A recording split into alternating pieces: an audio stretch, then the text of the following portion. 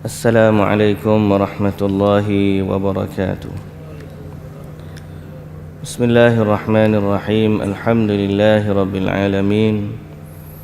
Wassalatu wassalamu ala ashrafil anbiya'i wal mursalin, nabiyyina Muhammadin wa ala alihi wa sahbihi ajma'in. Rabbi shrah li sadri wa yassir li amri wahlul 'uqdatan min lisani yafqahu qawli, amma ba'du. Alhamdulillah, syukur pada Allah Subhanahu wa taala, dan insyaallah pada pagi ini kita akan baca dari surah Al-Baqarah bermula dari ayat 109. Dari muka surat yang ke-17, juzuk yang pertama, surah yang kedua. Kita akan baca surah Al-Baqarah ayat 109.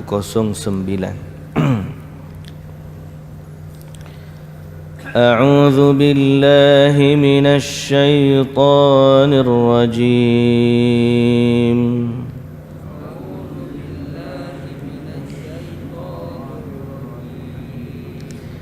Bismillahirrahmanirrahim.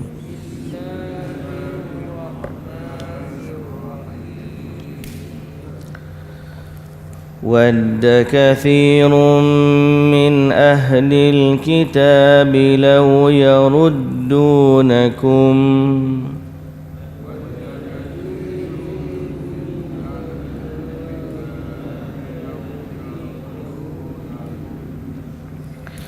لو يردونكم من بعد إيمانكم كفارا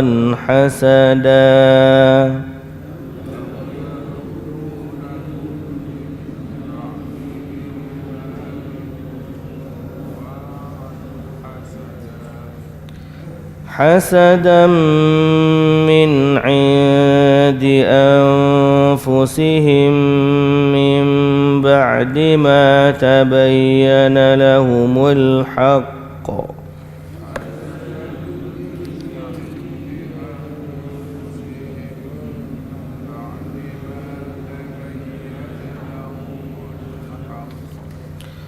فاعفوا واصفحوا حتى يأتي الله بأمره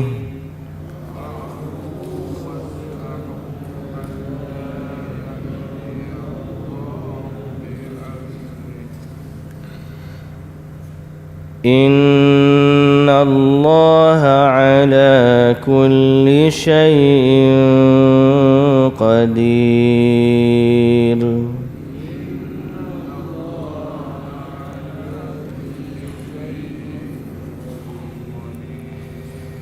وأقيموا الصلاة وآتوا الزكاة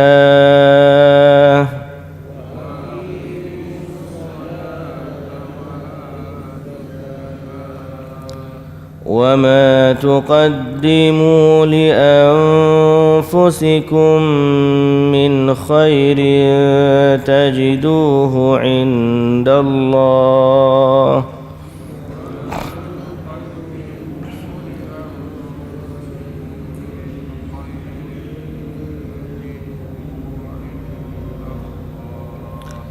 إن الله بما تعملون بصير.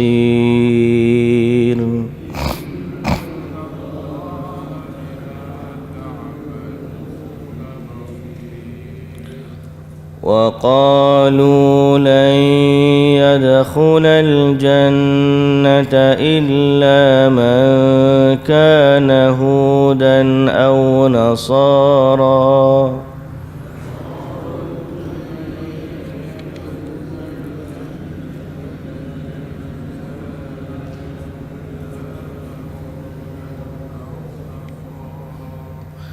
تلك أمانيهم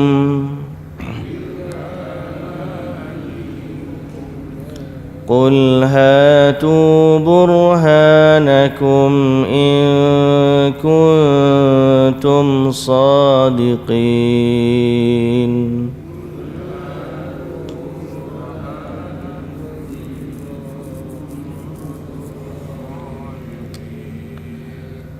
بلى من أسلم وجهه لله وهو محسن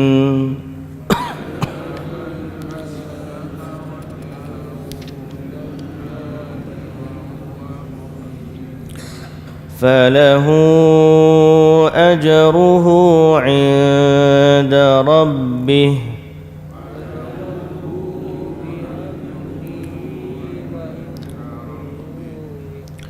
ولا خوف عليهم ولا هم يحزنون.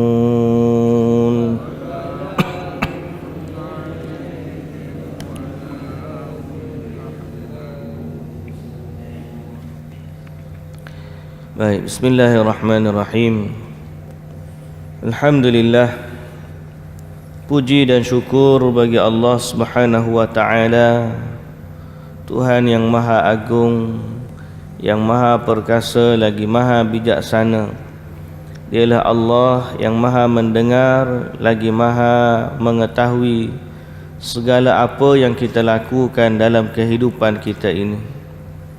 Tidak ada yang terlindung dan tidak ada yang tersembunyi dari Allah, walaupun sehelai daun yang gugur di atas muka bumi. Semuanya berada dalam ilmu pengetahuannya Allah yang maha mengetahui. Selawat dan serta salam ke atas Nabi kita Muhammad sallallahu alaihi wasallam, Rasul kita, Nabi kita, penghulu sekalian Rasul dan Nabi. Dialah yang telah mengajarkan kepada umat bagaimana caranya beriman kepada Allah dan bagaimana caranya mengabdikan diri kepada Allah Subhanahu wa taala. Juga selawat ke atas ahli keluarga baginda yang suci, para sahabat baginda yang setia dan para pengikutnya yang tetap teguh di atas sunnahnya sehinggalah ke hari kiamat. Alhamdulillah, alhamdulillah, alhamdulillah. Muslimin dan muslimat yang dirahmati Allah Subhanahu wa taala sekalian, alangkah indahnya bila kita dapat mendengar mutiara-mutiara kata dari orang yang bijaksana, kerana pada mutiara-mutiara kata mereka terkandung padanya hikmah dan juga kebijaksanaan. Lantas bagaimana seandainya dan bagaimana pula bila kita mendengar mutiara-mutiara wahyu yang datangnya dari Allah Tuhan sekalian alam. Dialah yang maha agung dan dialah maha bijaksana. Segala hikmah kembali kepadanya dan dia mengetahui apa yang telah berlaku dan apa yang belum berlaku dan apa yang akan berlaku. Dia mengetahui apa yang baik di saat semua manusia jahil. Dialah yang mengajarkan kepada manusia apa yang baik dan apa yang buruk, dan dengan redha-Nya lah kita mendapat rahmat-Nya, dan dengan rahmat-Nya lah kita akan mendapat syurga Allah Subhanahu wa taala.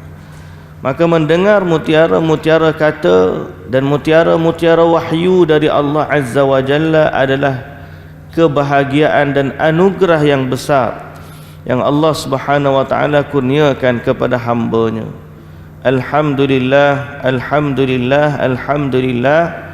Allah Subhanahu wa taala memberikan hidayahnya, taufiknya serta inayahnya kepada kita untuk sama-sama kita walaupun tak banyak tapi sedikit demi sedikit dan istiqamah, mudah-mudahannya kita dapat senantiasa bersama dengan kalam Allah Azza wa Jalla, mengambil, membaca, mendengar, memahami dan menjadikan Al-Quran sebagai petunjuk dalam kehidupan kita. Baik. Dan semalam kita dah sebut bagaimana kita dengan Allah Azza wa Jalla, dan bagaimana kita dengan Rasulullah sallallahu alaihi wasallam. Apa yang Allah Ta'ala kata kepada kita, kita terima, kita dengar, kita taat, kita kata kepada Allah, sami'na wa ata'na. Apa yang Nabi sallallahu alaihi wasallam bagi tahu kepada kita, kita juga dengar, kita juga patuh, dan kita mengikuti sunnah sebagaimana baginda Nabi sallallahu alaihi wasallam mengajarkannya kepada kita. Dan kita beradab dengan Nabi sallallahu alaihi wasallam, kita berakhlak dengan Nabi sallallahu alaihi wasallam. Dan adab serta akhlak dengan Nabi sallallahu alaihi wasallam adalah dengan kita mengikuti petunjuk baginda, tidak mengubahnya, tidak memodifikasinya, tidak menokok nambah apa yang ada padanya. Kerana Nabi sallallahu alaihi wasallam pernah menjanjikan seorang Arab Badui. Seorang Arab Badui ini dia datang, dia tanya Nabi sallallahu alaihi wasallam, "Dullani ala amalin idza amiltuhu dakhaltul jannah." Dia kata, "Ya Rasulullah, tunjukkan kepadaku amalan yang andai aku lakukan amalan tersebut aku masuk syurga." Lalu Nabi sallallahu alaihi wasallam mengajarkan kepadanya mengucap 2 kalimah syahadah, salat 5 waktu, berpuasa Ramadan, berhaji keadaan mampu. Dalam riwayat tu kalau tak silap Nabi tak sebut zakat, bahasa orang ni Badui, tapi ringkasnya Nabi tegaskan kepadanya rukun-rukun Islam. Kemudian Arab Badui ni kata, "Demi Allah, aku akan buat apa yang Nabi ajar, aku tak tambah dan aku tak kurang. Aku buat seperti mana Nabi sallallahu alaihi wasallam ajar, tak tambah, tak kurang." Lepas Arab tu pergi, Nabi sallallahu alaihi wasallam kata kepada sahabat, "Aflaha in sadaq." Lelaki ni kalau dia betul seperti mana dia cakap, makna dia akan ikut hak Nabi sebut, tak tambah dan tak kurang. Kalau dia betul sebagaimana dia cakap, Nabi kata aflaha, dia akan berjaya masuk syurga kalau dia benar melakukan apa yang dikata. Kalau dia mengotakan apa yang dikata, dia akan berjaya. Jadi dalam hadis itu Nabi sallallahu alaihi wasallam ataupun fokusnya pertama kepada sabdaan Nabi sallallahu alaihi wasallam tentang amalan-amalan yang memasukkan seorang ke dalam syurga. Bahawa kita tahu nak masuk syurga ni dengan rahmat Allah, bukan dengan amalan. Tapi nak mendapat rahmat Allah, Allah Ta'ala akan memberikan rahmatnya kepada orang-orang yang mencukupi syarat-syaratnya. Dan itulah yang Nabi sallallahu alaihi wasallam ajarkan kepada kita. Fokus yang kedua dalam hadis tersebut, bahawa Nabi sallallahu alaihi wasallam menjanjikan syurga kepada seorang ubat yang berpegang teguh pada ajaran baginda tanpa tokok tambah. Sebab Nabi bagi tahu kepada sahabat, aflaha in sadaq. Lelaki ni sekiranya dia betul seperti mana dia kata, dia akan berjaya. Dan di sinilah adab kita dengan baginda Nabi sallallahu alaihi wasallam. Di sinilah akhlak kita dengan Nabi sallallahu alaihi wasallam. Kita menerima apa yang baginda sallallahu alaihi wasallam ajarkan kepada kita, dan kita meletakkan ajaran Nabi sallallahu alaihi wasallam adalah yang paling mulia, yang paling tinggi, yang paling sempurna. Berarti kalau Nabi buat macam tu, itulah yang terbaik. Dan kalau Nabi sallallahu alaihi wasallam tidak mengajarkan sesuatu, maka kita tidak menokok nambah akan sesuatu. Inilah apa yang ada dalam agama kita. Sebagaimana yang kita sebut, inilah yang terkandung dalam dua kalimah syahadah, la ilaha illallah Muhammadun Rasulullah. Kalau kita tak nak ikut Nabi dan tak nak jadikan Nabi sebagai sebagai teladan bagi kita, maka apa guna seorang itu mengatakan Muhammadun Rasulullah? Pasal apa? Sebab jalan dia menuju Tuhan adalah melalui Rasul. Kalau dia tak nak ikut Rasul, maka manakah jalan yang dia ambil? Kalau dia reka jalan sendiri, maka itu lebih dahsyat, lebih teruk dan lebih membahayakan dirinya, kerana dia akan ditanya tentang 3 usul utama. Dalam hidup ni kita kena jaga 3 usul utama. Man rabbuka, wa man nabiyuka, wa ma dinuka. Siapa Tuhanmu? Allah. Siapa nabimu? Muhammad. Apa agamamu? Islam. 3 ni adalah 3 landasan utama dalam hidup. Allah Tuhanku, Muhammad nabiku, dan Islam agamaku. Dan 3 tu saling berkaitan. Allah lah yang mengutuskan Rasul, dan Rasul lah yang mengajarkan Islam, dan kita menerima Islam sebagaimana yang diwahyukan oleh Allah kepada Rasulnya. Kita menerima Islam dan beramal dengan Islam mengikut acuan yang telah ditunjukkan oleh baginda Rasulullah sallallahu alaihi wasallam kepada kita. Quran kata wa aqimus salata wa atuz zakah. Nabi kata salat 5 waktu. Quran tak sebut dalam 5 waktu. Ada Quraniyun, orang-orang yang ambil Quran saja, aqimis salata liduluki syamsi ila ghasaqil laili wa Quran al-fajr.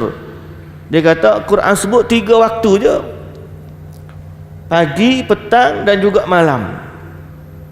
Nah, jadi ada solat pagi, ada solat petang, ada solat malam. Rupa-rupanya Nabi sallallahu alaihi wasallam mengajarkan kepada kita, yang pagi tu subuh, yang petang tu zuhur dan asar, yang malam tu maghrib dan isya. Ada 5. Siapa yang ajak? Nabi. Siapa yang ajak? Nisab banyak ni, sekian-sekian. Zakat harta banyak ni, zakat ternakan banyak ni, zakat tanaman banyak ni, zakat jual beli macam ni. Siapa yang ajar kepada kita? Nabi sallallahu alaihi wasallam. Dan salat tu pula 5 waktu. Siapa yang ajar kita? Mula-mula kena berdiri angkat takbir, kemudian baca Fatihah, kemudian baca surah, kemudian rakaat, kemudian sujud, kemudian duduk di antara 2 sujud, kemudian sujud lagi, kemudian naik. Rakaat subuhnya 2, rakaat zuhurnya 4, rakaat asarnya 4, rakaat maghribnya 3, rakaat isyaknya 4. Kemudian selepas daripada tu, dalam doa iftitah ada lagi sunnah-sunnah yang nak dibaca. Zikir dalam waktu sujud, zikir dalam waktu rukuk, zikir di antara 2 sujud, bacaan tasyahudnya, selawatnya. Siapa yang ajar kepada kita semua ni? Nabi kita Muhammad sallallahu alaihi wasallam. Dan semua amalan dalam Islam sumbernya adalah Al-Quran dan juga Nabi sallallahu alaihi wasallam. Ulama ni kerja dia mewarisi Nabi. Al-ulama warasatul anbiya, mengambil ilmu yang ditinggalkan dan diwariskan oleh baginda sallallahu alaihi wasallam dan menyampaikannya kepada umat, menyambung kerja Nabi. Itulah ulama.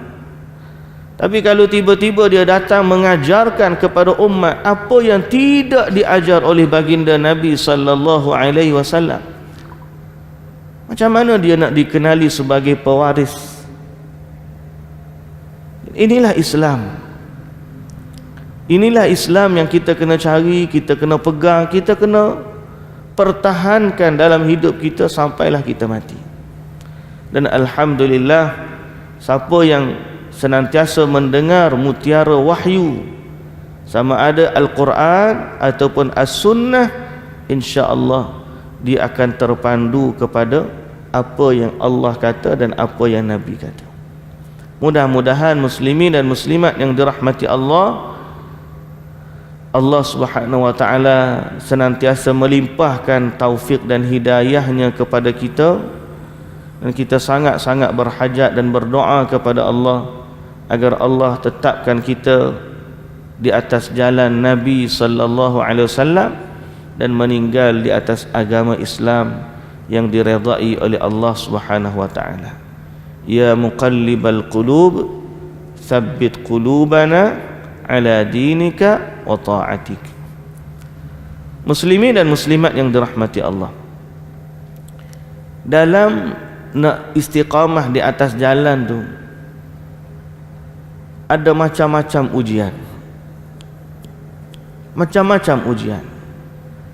Ujian dengan syaitannya, ujian dengan kejahilannya, ujian hawa nafsunya,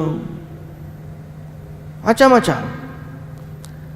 Dan termasuklah ujian ialah ujian dari musuh-musuh Islam. Mereka berusaha untuk menjadikan umat ini tidak berada di atas landasannya, dan mereka berusaha sedaya upaya untuk umat ini tergelincir daripada wahyu Allah dan mengikut jejak langkah mereka. Siapakah musuh itu? Yahudi dan Nasrani. Allah Ta'ala kata dalam ayat yang kita baca pagi ni, wadda kathirun min ahlil kitab law yaruddunakum. Apa maksud dia? Wadda kathirun, dan banyak di antara ahli kitab, min ahlil kitab, dari ahli kitab. Dia suka apa? Dia suka, wadda ni dia suka, sangat-sangat suka.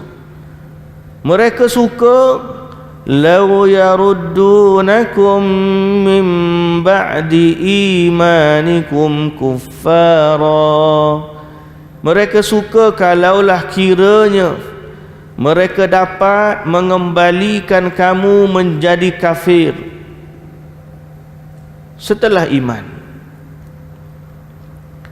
Dia akan usaha orang Islam ni jadi kafir. Mereka akan usaha dan mereka suka benda tu. Suka tu pertama, pada dia mungkin agama dia benar, mungkin apa yang dia buat tu benar pada dia lah. Jadi dia nak suruh kita ikut dia. Dan sebahagiannya mereka tahu Islam tu benar, agama dia ni tak benar, tapi tetap juga nak suruh orang Islam ikut jejak langkah dia. Allah kata dalam Quran, ramai di kalangan ahli kitab dia suka kalau orang Islam ni menjadi kufur setelah iman. Allah yang kata. Dan kalau Allah yang kata, kita tak boleh kata apa dah. Pasti benar, pasal ini Allah. Bukan orang panggil apa? Prejudis. Bukan sangkaan. Bukan sekadar tohmahan, tidak. Allah bagi tahu kepada kita supaya kita berjaga-jaga dengan perancangan musuh-musuh Islam. Mereka berusaha kalau umat Islam ni menjadi kufur setelah iman. Kenapa perkara itu berlaku? Allah Ta'ala nyatakan lagi, hasadam min indi anfusihim, kerana hasad dengki yang ada pada diri mereka. Ni hasad dengki yang timbul dari diri mereka sendiri. Min ba'di ma tabayyana lahumul haqq, setelah nyata bagi mereka kebenaran yang dibawa oleh Nabi sallallahu alaihi wasallam. Dia rasa dia betul, tiba-tiba datang wahyu. Wahyu menyatakan Nabi Muhammad tu betul. Dan wahyu menyatakan membongkarkan pekung mereka selama ni. Mereka dah ubah Taurat. Allah Ta'ala bagi tahu mereka ubah Taurat. Mereka tipu pengikut-pengikut mereka. Allah Ta'ala kata mereka tipu pengikut-pengikut mereka. Ajaran mereka dah tak betul. Allah bagi tahu apa yang telah berubah zaman Nabi Musa sehingga sampailah zaman, Allah bagi tahu. Jadi kebenaran itu nyata pada mereka, tapi kenapa mereka tak nak ikut? Dan bahkan mereka bercita-cita kalau orang Islam pun meninggalkan agama Islam dan menjadi kufur, kerana mereka hasad terhadap Islam. Allah Ta'ala kata ni penyakit hasad dengki ni payah. Dia nak kata dia je betul, dia tak nak terima kebenaran yang datang dari wahyu. Kita ni jangan ada sifat sombong ni. Jangan ada sifat sombong ni. Sombong dengan wahyu ni. Kalau wahyu kata, bagaimana saya sering sebut dalam kuliah kita, bila Allah kata sesuatu, hak kita kena kata sami'na wa ata'na. Bila Nabi ajar sesuatu, kita kata sami'na wa ata'na. Jangan pula bila kita datangkan sabda Nabi sallallahu alaihi wasallam, kita rasa berat. Macam semalam kadang-kadang kita nak sebut pun payah juga, tapi bila orang tanya kita sebutlah. Bila Allahumma salli ala Muhammad wa ala ali Muhammad, dalam riwayat hadis tak ada Sayyidina. Bila kata ada dah, kalau orang takut tamat kita jawab dalam hadis tak ada. Kita kena tahu Nabi tak baca. Ada sebahagian orang bila kita kata lagu tu dia rasa berat, takkan tak boleh baca, dia rasa berat nak terima. Sedangkan yang didatangkan itu jelas perkataan Nabi sallallahu alaihi wasallam. Soal nak buat atau tak nak buat itu nombor dua. Nombor satu sekali, kita kena tahu Nabi kita ajar macam mana. Dan jangan kita rasa berat bila Nabi kita dengar wahyu, rasa macam takkan, kita tak nak rasa tu. Umat Islam ni bila datang sesuatu, dia tidak sombong dengan Quran, dia tak sombong dengan wahyu, dia tak rasa apa yang ada pada dia tu lebih utama daripada Quran dan juga As-Sunnah. Umat Islam tak boleh ada sifat macam tu. Hasad ni kerana dia rasa dia baik dan yang datang tu tak baik. Yahudi dia menolak Islam kerana hasad. Nasrani dia menolak Islam kerana hasad. Dan inilah juga yang penyakit menimpa apa tu? Iblis. Takabur. Rasa dia lebih baik. Islam kita tak kata kita baik, tapi kita kena kata apa yang Allah kata adalah yang terbaik. Jangan salah sangka bila kita kata kitalah berada di atas jalan, ustaz ni rasa dia je betul, orang lain salah belaka. Kita sebagai umat Islam, kita tak boleh kata kitalah yang terbaik. La. Allah Ta'ala kata fala tuzakku anfusakum wa a'lamu biman ittaqa. Jangan kamu sucikan dirimu sendiri, Allah lebih tahu siapa yang lebih bertakwa. Betul, kita tak boleh kata kitalah yang terbaik, tapi sebagai umat dan hamba kepada Allah, kita kena kata Allah, apa yang Allah wahyukan adalah yang terbaik. Dan sebagai umat kepada Nabi sallallahu alaihi wasallam, kita kena katakan sunnah Nabi adalah yang terbaik. Bila kita datangkan wahyu, bila kita datangkan sabda, maka kita kena kata inilah yang terbaik, kerana inilah yang Allah kata dan inilah yang Nabi kata. Di saat kita berhadapan dengan Al-Quran dan juga hadis, jangan kita tiba-tiba jadi sombong. Kita berkata tak nak pasal apa? Pelik ni ngapuk ngajar. Macam mana baca Quran atau macam mana zikir 100 tidak lebih baik daripada zikir 33? Ada orang tak setuju contoh yang saya bagi. Dia tak setuju bila kita kata baca zikir subhanallah, alhamdulillah, Allahu akbar 1000 kali, 1000 kali, 1000 kali tidak lebih baik daripada subhanallah, subhanallah, alhamdulillah, Allahu akbar 33. Dia tak puas hati. Ada yang komen dekat Facebook, dia kata ustaz ni pelik ni, dia kata ada berpatut baca zikir banyak, baca zikir-zikir lebih baik daripada zikir banyak. Kan Tuhan suruh kata zikir tu banyak. Nah, Tuhan yang kata berzikirlah, uzkurullaha zikran katsira, berzikirlah banyak-banyak. Tiba-tiba ustaz ni kata zikir banyak tak lebih baik, zikir sikit tu. Dia tak faham. Kita bukan kata zikir banyak, zikir sikit, kita kata Nabi ajar 33. Jadi kalau Nabi yang ajar 33 itu lebih baik daripada yang 100.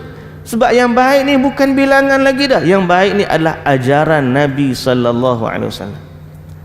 Yang baik di sini adalah sunnah Nabi sallallahu alaihi wasallam. Kita nak faham bahawa yang terbaik adalah sunnah. Yang terbaik adalah wahyu. Yang terbaik apa yang datang dari Quran dan hadis. Yang ni punyalah nak suruh faham benda ni. Allahu akbar. Payah nak buangkan rasa kesombongan bahawa aku nak buat hak Nabi sallallahu alaihi wasallam ajar. Berapa ramai orang yang mana dia merasakan apa yang Nabi ajar itu sedikit, dan apa yang dia buat itu lebih baik daripada yang sedikit itu. Ada yang tasbihnya sampai 1 juta. Keliling masjid biji tasbih dia ni sampai boleh berlikung dalam ni masjid. Zikir dia 1 juta dia baca. Kita katakan bahawa yang terbaik adalah yang Nabi sallallahu alaihi wasallam ajarkan. Nabi ajar kita macam mana, itulah yang terbaik. Jadi jangan sombong dengan wahyu. Sombong di sini bukan kita kata wahyu tak betul, tak. Kadang-kadang seorang tu dia merasakan apa yang ada pada dia lebih baik daripada apa yang datang daripada Al-Quran dan hadis, ataupun apa yang dia lakukan lebih baik daripada sunnah Nabi sallallahu alaihi wasallam, maka itu juga sebahagian dari kesombongan. Dan mereka daripada kesombongan itu adalah hasad mereka. Yahudi ini dengan kesombongan mereka, mereka rasa mereka lebih baik. Nasrani mereka kata mereka lebih baik. Sampai-sampai kadang-kadang mereka bandingkan. Kristian ni antara hujah dia nak bagi tahu syariat Nabi Isa atau Nabi Isa lebih baik daripada Nabi Muhammad. Dia kata apa? Antara dua Nabi ni mana yang lebih hebat mukjizat dia? Dia kata mana lebih hebat? Orang yang lahir ada mak ayah dengan orang yang lahir tak ada ayah. Miracle. Mukjizat Nabi Isa pada dia lebih hebat daripada mukjizat Nabi Muhammad. Sebab Nabi Isa lahir, Allah tiupkan roh direct kepada rahimnya Maryam, ibu Nabi Isa. Nabi Muhammad lahir normal macam orang biasa. Siapa lebih hebat? Mereka kata Nabi Isa lebih hebat. Oh, gitu. Allah jawab mudahnya. Inna mathala Isa 'indallahi kamathali Adam khalaqahu min turabin thumma qala lahu kun fayakun. Kejadian Nabi Isa samalah kejadian dengan Nabi Adam. Bahkan kalau mu kata macam tu, Nabi Adam lagi hebat. Nabi Adam tak ada mak, tak ada ayah, Allah yang jadikan sendiri. Kemudian Allah yang tiupkan roh. Kemudian Allah yang kata kun fayakun. Jadi kalau sifat formula Kristian tu diguna pakai, nah saya mereka lebih patut ikut Nabi Adam alaihissalam. Apa agamanya Nabi Adam? Beriman kepada Allah Tuhan yang satu. Dan kalau mereka kata Nabi Isa tu anak Tuhan, Nabi Adam lagi aula lah, lagi lebih, lagi patut lah. Tapi mereka tak kata pula Nabi Adam tu anak Tuhan. Jadi sebagaimana Nabi Adam bukan anak Tuhan, Nabi Isa pun bukan anak Tuhan. Allah jawab, tapi mereka tetap kata Nabi Isa lebih utama, lebih aula daripada Nabi Muhammad. Jadi dia nak stay dengan syariatnya Nabi Isa. Tapi sebenarnya Nabi Muhammad sallallahu alaihi wasallam adalah rasul yang paling utama. Wahyu-wahyu yang ada, bukti-bukti yang ada menunjukkan baginda adalah penghulu sekalian nabi dan juga rasul. Dan alhamdulillah kita menerima itu sebagai ketetapan dari Allah Tuhan pencipta alam semesta. Dan kita bersyukur kepada Allah kerana Allah pilih kita menjadi umat Nabi Muhammad sallallahu alaihi wasallam. Tapi jangan sekadar mengaku umat tapi tidak beramal dengan ajaran baginda. Tak nak. Nak mengaku umat ni kena ikut ajaran Nabi baru jadi. Kalau tidak tak jadi. Baik. Jadi berbalik kepada sifat perangai Yahudi dan Nasrani ni, sebab itulah kita jangan hairan. Hari ni macam-macam usaha yang mereka buat untuk tarik umat Islam meninggalkan agama Islam. Realiti. Ada tak perancangan Yahudi untuk runtuhkan Islam? Ada. Ada tak perancangan Kristian untuk sebarkan agama dia kepada kita dan menyebabkan anak-anak orang Islam meninggalkan agama Islam, murtad, kemudian masuk Kristian? Ada. Dan perancangan mereka dahsyat. So Allah Subhanahu wa taala suruh kita ni umat ni kena hati-hati. Tuan-tuan tengok ni tak payah. Hari ni kajian menunjukkan gerakan LGBT sangat-sangat berjaya. Siapa di sebalik agenda mereka? Sehingga dapat sokongan kena pakai Captain Bola pun kena pakai rainbow flag. Mana-mana pun kalau kena penyanyi maru masuk ke promosi seolah-olah LGBT ni satu benda yang orang panggil apa? Boleh diterima. Bukan sekadar boleh diterima dah.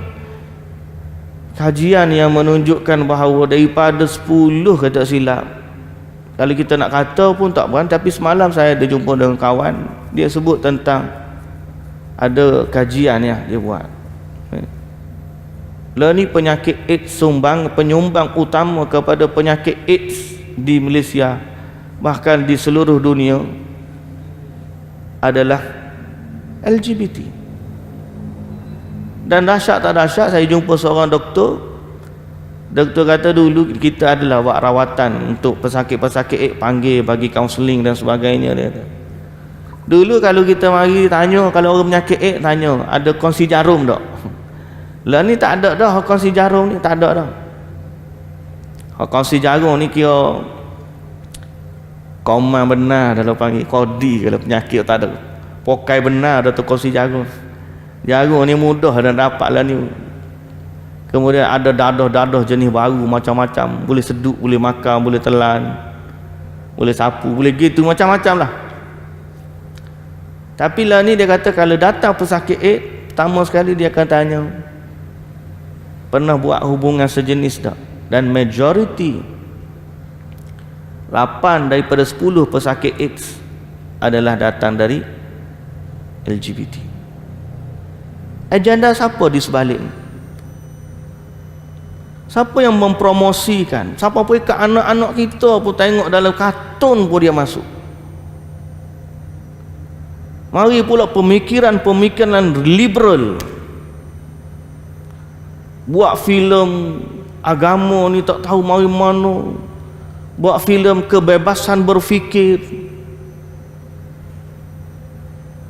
buat filem seolah-olah langit dunia ni kita akan dilahirkan semula, tak ada beriman dengan hari akhirat. Kita umat Islam tidak sensitif terhadap agama kita.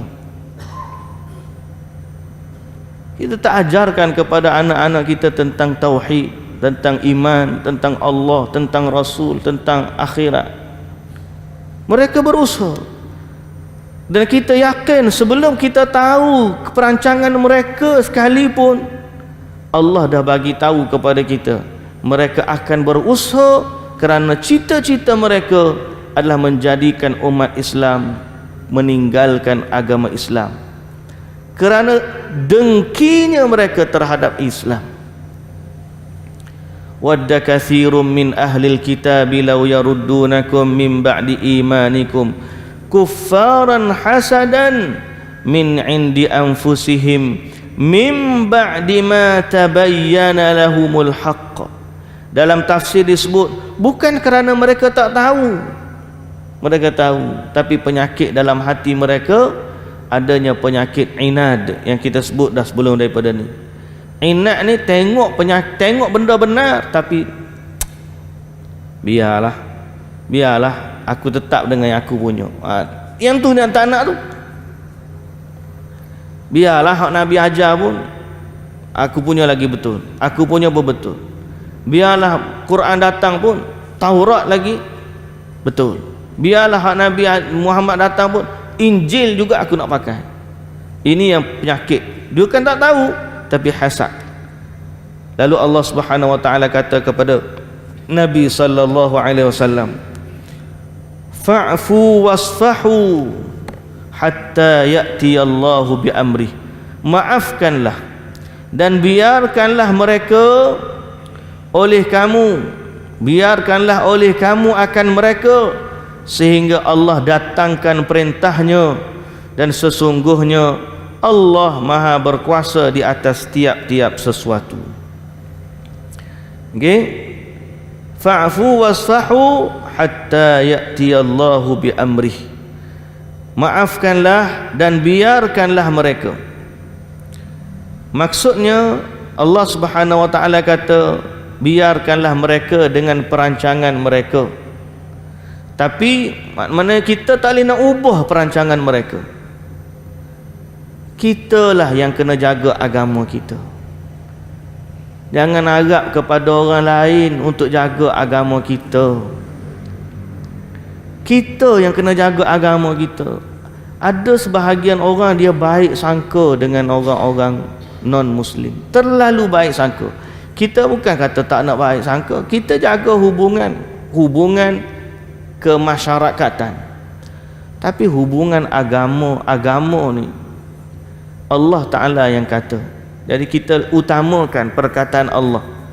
Jangan sampai kita bergantung harap kepada orang non-Muslim untuk jaga agama kita. Kita yang kena jaga.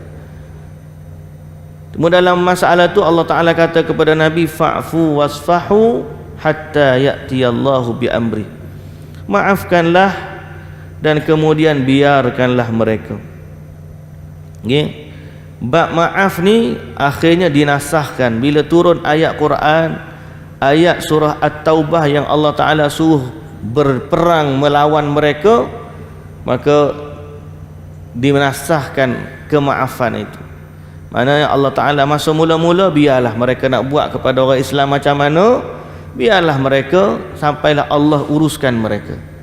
Tapi bila diturunkan syariat untuk melawan, maka Allah suruh lawan, tapi perancangan mereka tetap mereka akan ada perancangan.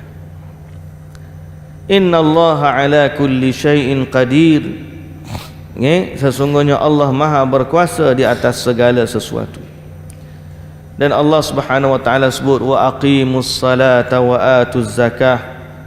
Dirikanlah salat tunaikanlah zakat. Wa ma tuqaddimu li anfusikum min khairin tajiduhu indallah. Apa saja yang kamu buat kebaikannya untuk diri kamu. Kamu buat apa pun itu sebenarnya untuk kamu. Jadi Allah Ta'ala suruh kita ni tetap istiqamah di atas agama.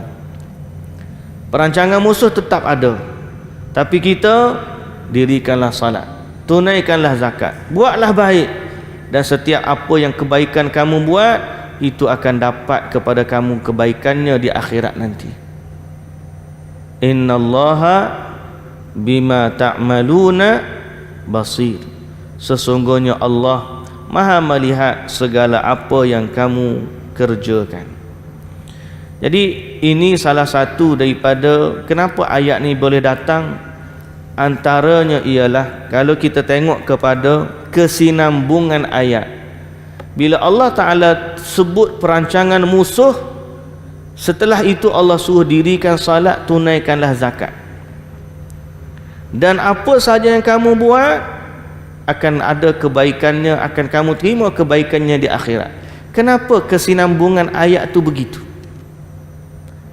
Kerana untuk melawan mereka, inilah senjata kita. Untuk kita jaga agama kita, inilah senjata kita.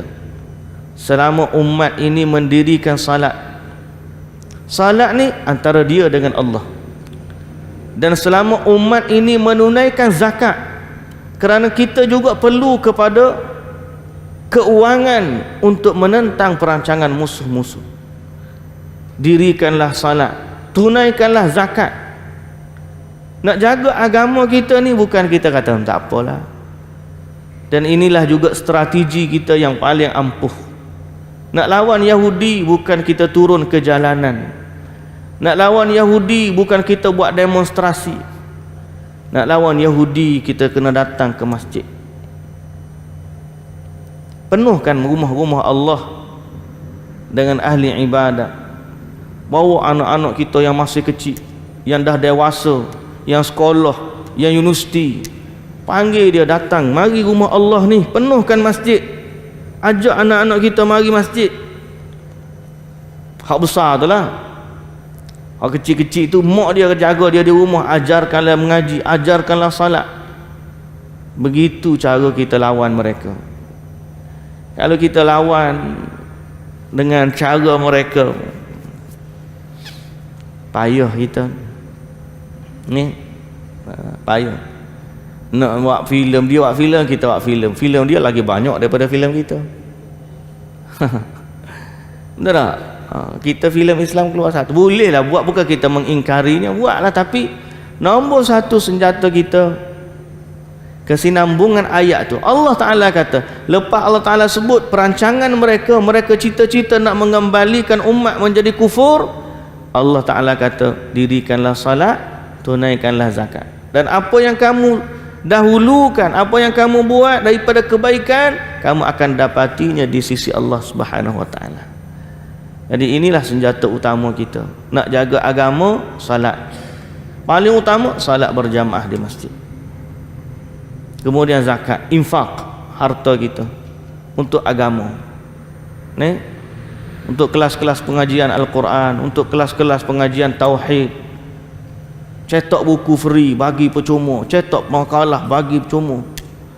Kalau ada perintah orang apa cetakan nak kita tengok, baik dia tengok siapa dia penerbit, pergi cari siapa dia, boleh tak cetak 1000 saya nak bagi free.